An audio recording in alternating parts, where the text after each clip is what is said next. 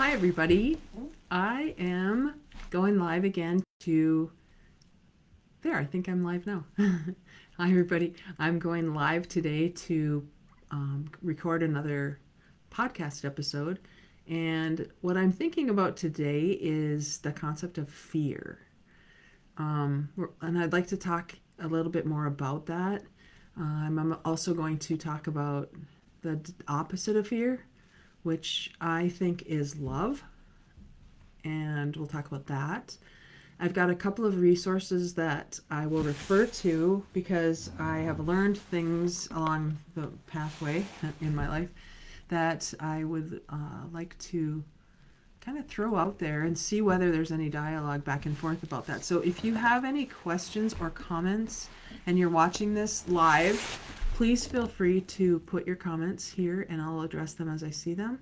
If you're watching it later, please do the same. Just know that I won't be able to address them live, obviously.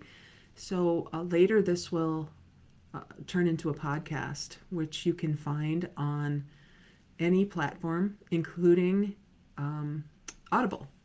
So this podcast is Circle Up and Get Real. You can find that anywhere, plus on Audible. And my other podcast that I co-host with Chris Angel is the Enlightened Leadership Lab. So Enlightened Leadership Podcast is also on Audible. I'm just going to stop my email because it's dinging. I don't want that to interrupt. So this also will be up on my YouTube channel. The video of it will be up on my YouTube channel, which you can find by just searching for Jodee Bach. I have all of my podcast episodes that I've recorded in the last couple years, I think, are uploaded on my YouTube channel as well. So with all of that introduction, I'd like to jump in and do the recording for my podcast using a couple of references and resources that I have in front of me. So let's talk about fear. 3, 2, 1. Hi, everybody, and welcome to another episode of Circle Up and Get Real, where we talk about things that matter with people who matter. And today I'm recording this on Facebook Live, which is what I've been doing when I don't have a guest. And today I just have me, my thoughts, my ponders that I would like to share with you and to encourage you to reach out if you're watching this live as I'm recording it at 2:22. I just looked at the clock. That happens so often. If you notice that in your life, do you notice numbers like that when they happen that way? I just happened to notice. But if you're watching this live, please put your comments in. And as you're listening to it later on the podcast, know that that was the invitation. So I might address some people who don't appear as guests but will share their comments if they choose to do so. So today I wanted to talk about fear. I facilitate several groups studying different things, different books, or in dialogues on different platforms. And one of them, 2 of them now are currently studying Think and Grow Rich. One of them is virtual and one of them is in person here in Fargo. And the virtual group today, we are digging into the epilogue of the book Think and Grow Rich. And the epilogue of Think and Grow Rich talks about the 6 ghosts of fear. And it helps us outwit these 6 ghosts of fear. And over the last couple of weeks, we've been talking about fear, which has been a really interesting conversation. And in Think and Grow Rich, it says, before you can put any portion of the Think and Grow Rich philosophy into successful use, your mind must be prepared to receive it. The preparation is not difficult. It begins with study, analysis, and an understanding of 3 enemies which you shall have to clear out. These 3 enemies that you'll need to clear out of your mind are indecision, doubt, and fear.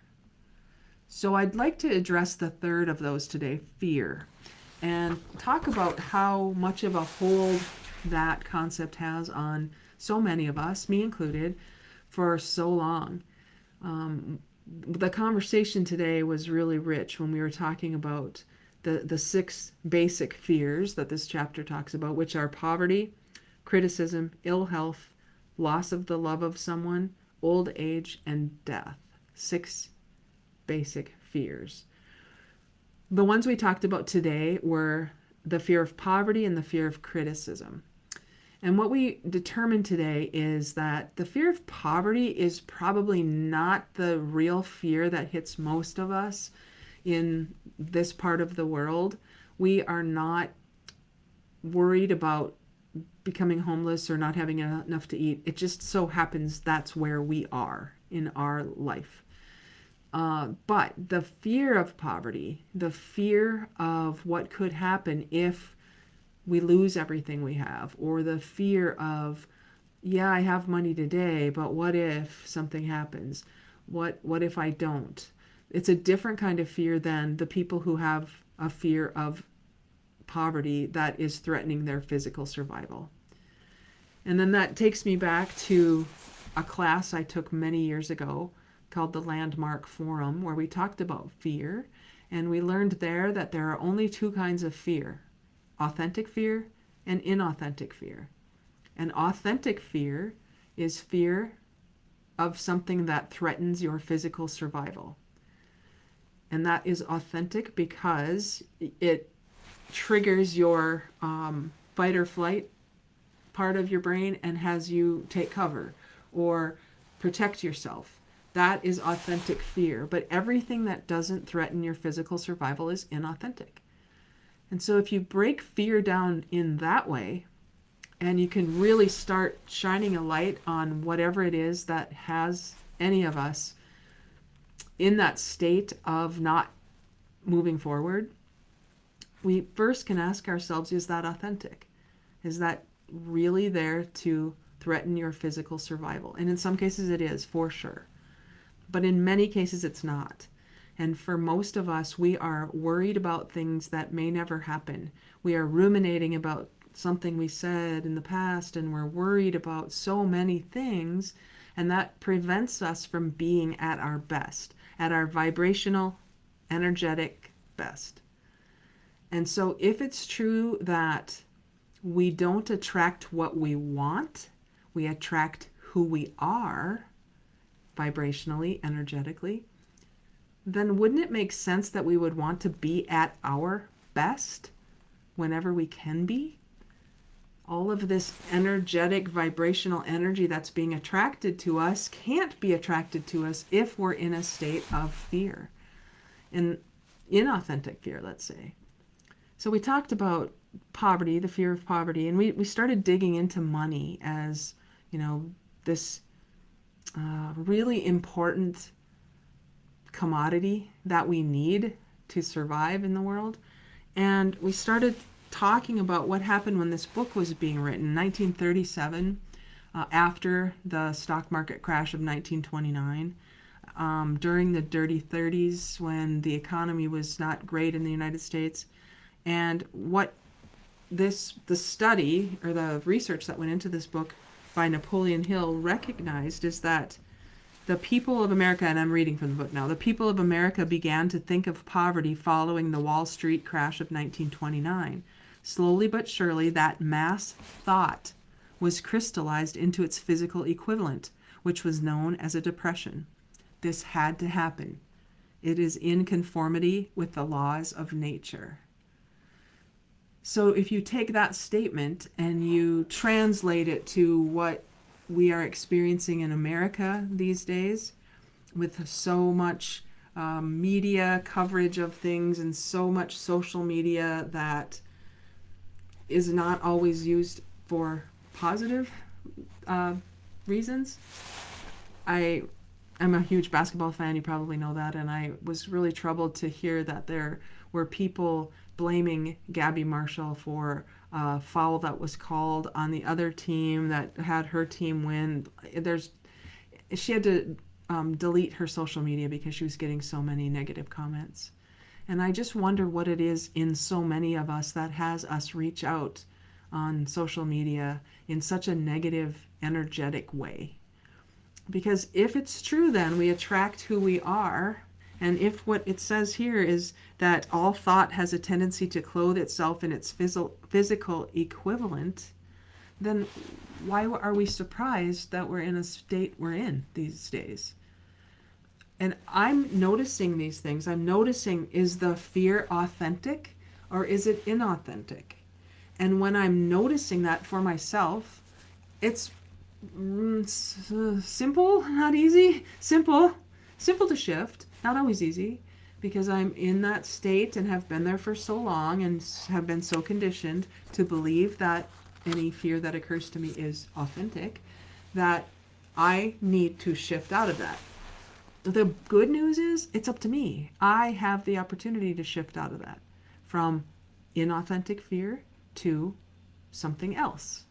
And then I can question all of those beliefs I've had and ask myself, is that really true?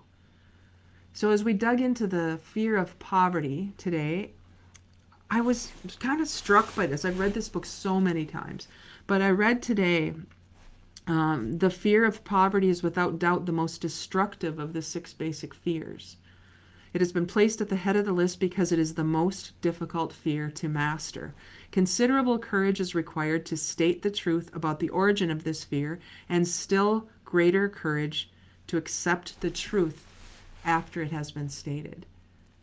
And even that sentence right there, when pointed out and when articulated, can have us really question whatever it is we're experiencing that is less than what we desire. So anything that's less than what I truly desire to feel, energy-wise, vibration-wise, it's possible to shift out of that by just noticing it. It's possible. And I'm noticing it so often that the shift out of it is so much easier than it used to be. And I just ask myself, is that true? Going on in the book, it says, the fear of poverty grew out of human beings' inherited tendency to prey upon others economically. That was kind of troubling. And I wonder if that's how we have been conditioned, and maybe that's what the world was experiencing in the early 1900s. It says, nearly all animals are motivated by instinct, but their capacity to think is limited. Therefore, they prey upon one another physically. Okay, I get that. Human beings, with their superior sense of intuition and the capacity to think and to reason, do not eat other human beings bodily. They get more satisfaction out of eating them financially. What? Really? That's part of our makeup? Human beings by nature are so avaricious, and I had to look up that word to see what it meant. I'll come back to that. Human beings by nature are so avaricious that every conceivable law has been passed to safeguard them from each other. And avaricious means having extreme greed for wealth or material gain. And if I think back to the time this book was written, and the dirty 30s and the Great Depression and all of those things, I wonder if people were in such fear of poverty that they were willing to do whatever it took to alleviate that fear. And so it says, of all the ages of the world of which we know anything, the age in which we live, which was then, seems to be one that is most characterized by money madness. And that was in the 30s, and I wonder if we have learned since then. I don't know. People are almost considered less than the dust of the earth unless they can display a fat bank account. I know there was a study that came out a couple weeks ago about the top billionaires in the world and how many people are on that list. We talk a lot about the salaries of people and the disparity between the top CEOs and the average worker and how that's growing. And, there's a lot. We've had a lot of focus on this. But if they have money, if people have money in this book, never mind how they acquired it, they are royalty or big shots. They seem above the law. They rule in politics. They dominate in business. And the whole world about them bows in respect when they pass. And when I read that today, I thought, man, I've had a lot of people tell me when we have any kind of political dialogues, they'll say, well, follow the money. Follow the money. We've had conversations recently about WNBA, the Women's National Basketball Association, and how much they're paid to play there compared to how much the men are paid. There's all kinds of conversations about money if you just start paying attention. And so if there is something behind that has anything to do with fear.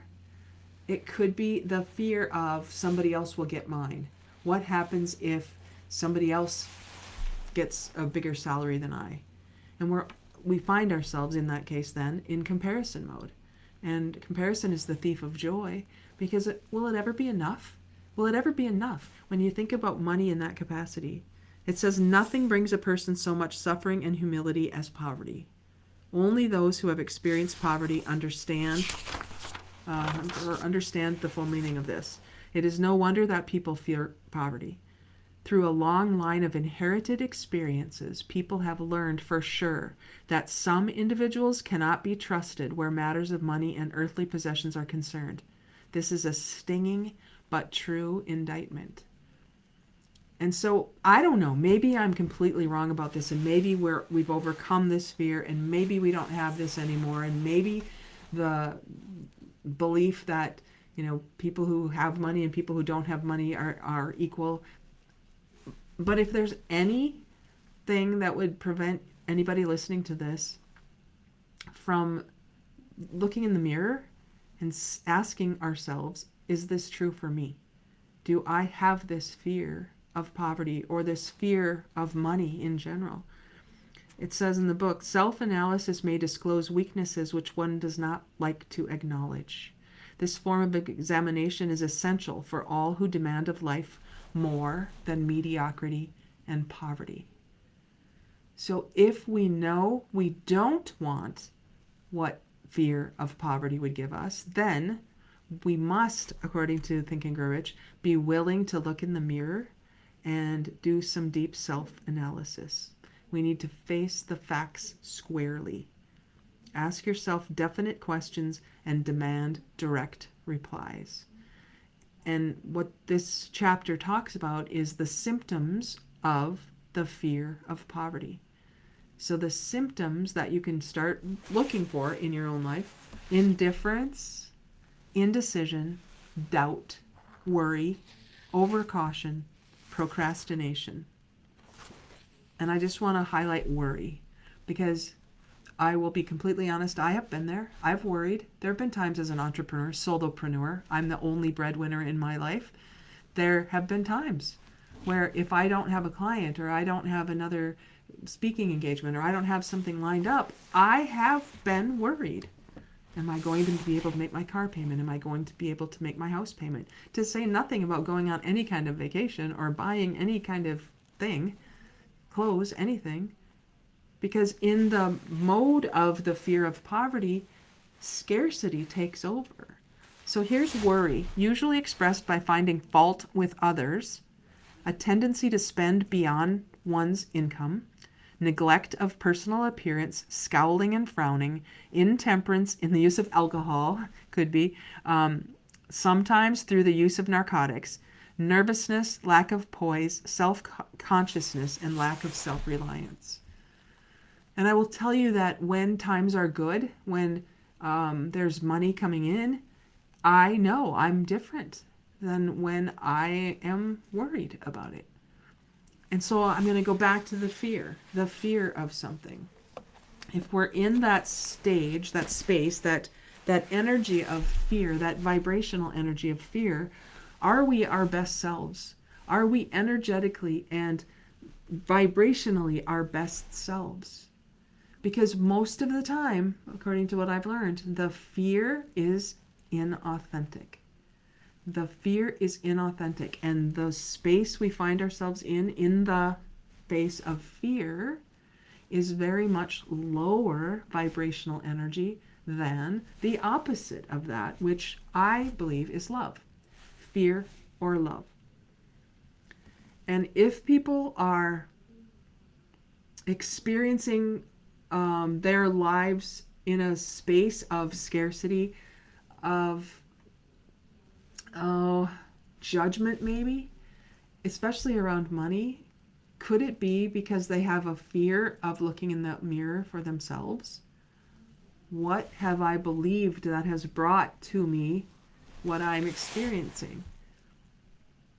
I could be completely wrong about this, so I'm just kind of talking through this, but It reminds me of another book I read many years ago, Eckhart Tolle's A New Earth. And this is the first place that I kind of became aware that ego has two different ways of showing up. Big ego and little ego. And both have the same effect on what we're created as. Little ego can disguise itself as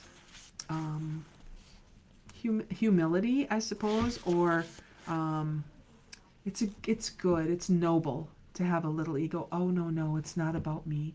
Oh, no, you take that. Oh, no, I'm here for you. All of those things that would have us push aside our own wants and desires for someone else. Big ego's more obvious than that, isn't it? It's like, I'm better than that. It kind of looks like arrogance. But both of it is ego, or both of it is fear, I mean. Both of those, big ego and little ego, both come from fear. And this book I haven't read for a long time, but I'm just kind of paging through it right now as I'm talking here. And it says ego takes everything personally. So whether it's big ego or little ego, it takes everything personally. And just so much to think about, to ponder, I guess, to examine. And if you take a look at fear in your own life, as you're listening to this, take a look at fear in your own life and ask yourself, is that authentic fear? Is it threatening my physical survival, or is it inauthentic? And if it's inauthentic, what might I be able to do to shine a light on whatever is causing that fear, to shine it away? Because the other way to look at things is through the eyes of love. What is this here to teach me? How is this here to enhance my learning? What could this mean instead? And if we do that, if we're willing to do that, some of the conversations that are appearing to tear each other down, that are appearing to go where, follow the money, don't worry about what's right or wrong or good or bad, just do what you want to do. All of those kinds of things there's another way. There's just got to be another way. And so instead of looking for evidence to prove that something you already believe is true, in a way that would cut down someone else, look instead to see if there's some conversation that you could have that would bring you closer to someone. See if there's a conversation you can have that asks a question to open a relationship instead of to close a sale. Just notice. Just start noticing. And if you can have a conversation about a divisive subject like politics or religion or any of the things you're not supposed to talk about in polite company, if you can find an opportunity to discover common ground in any of those topics, I'm telling you, if it can be done for you, it can be done for the next person and the next person and the next person. And if what Think and Grow Rich, Napoleon Hill said in Think and Grow Rich in 1937 still applies today, then what can we learn from the stock market crash of 1929, when mass thought was crystallized into its physical equivalent? If we keep looking for ways to be right and to prove that others are wrong, we are living our lives unconsciously. We are closed and defensive, and we will find what we're looking for. I'm looking for ways I can be right. I'm looking for ways to prove other people wrong. We'll keep finding it. But if we can, in our own minds, determine for ourselves what we desire instead of division, and then look for that, every thought has the ability to clothe itself in a real thing.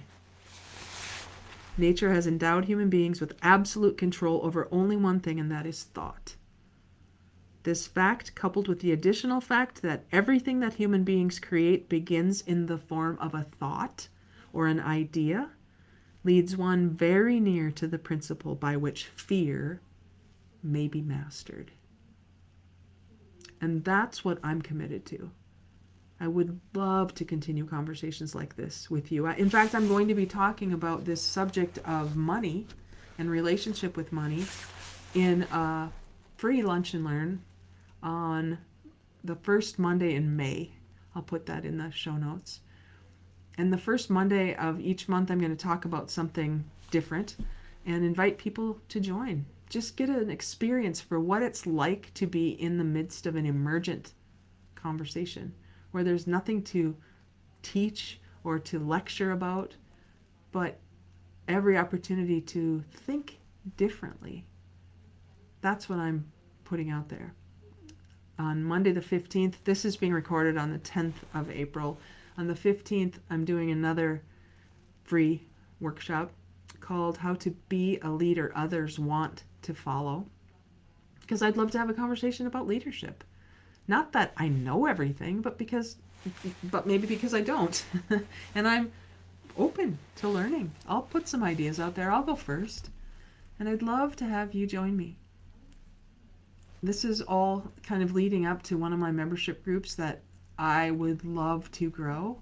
And it's the Enlightened Leadership Lab, where we have conversations like this every Monday in a space that allows people to come as they are and is attracting people who are committed to going first in their lives. It doesn't matter what they do. It doesn't matter their industry or their occupation. It's what they're willing to lead. That's what we do in the Enlightened Leadership Lab. I will put that in the show notes as well. So thank you for being with me today. Thank you for any of the comments that you might have live or later. I look forward to having more conversations like this with you because, in my opinion, the world changes when we all get real. See you later, everybody. Thank you.